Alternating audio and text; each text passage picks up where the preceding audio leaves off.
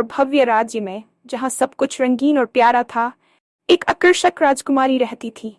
उसका नाम फातिमा था। फातिमा न केवल सुंदरता में अनुपम थी, बल्कि उसकी दया और दिल की विशालता ने सभी को प्रभावित किया।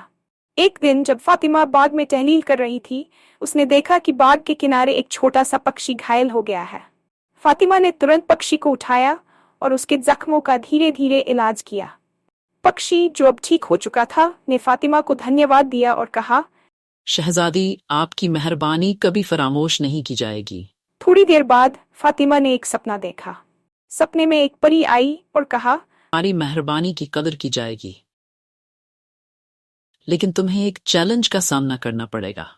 तुम्हें अपने मुल्क की मुश्किलात हल करने के लिए एक जादुई किताब तलाश करनी होगी जो दूर दराज पहाड़ों में छुपी हुई है।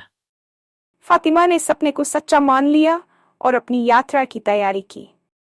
पहाड़ों की ओर रवाना होने से पहले उसने अपने माता पिता और राज्य के लोगों को अलविदा कहा।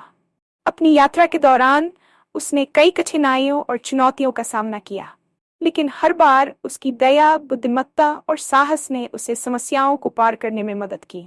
आखिरकार फातिमा ने जादुई किताब खोज ली। किताब एक प्राचीन मंदिर में रखी गई थी, जो एक बड़े खतरे की स्थिति में थी।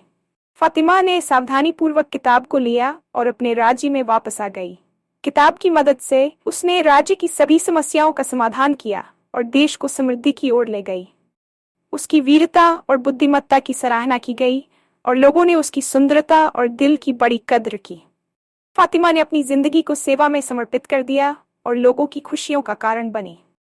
उसकी कहानी एक उदाहरण बन गई कि सच्ची मोहब्बत, दया और साहस से बड़ी चुनौतियों का सामना किया जा सकता है। और इस प्रकार फातिमा की राजकुमारी की स्थिति एक सफल और समृद्ध जीवन की प्रतीक बन गई और उसके राज्य ने शांति और समृद्धि की नई रोशनी देखी।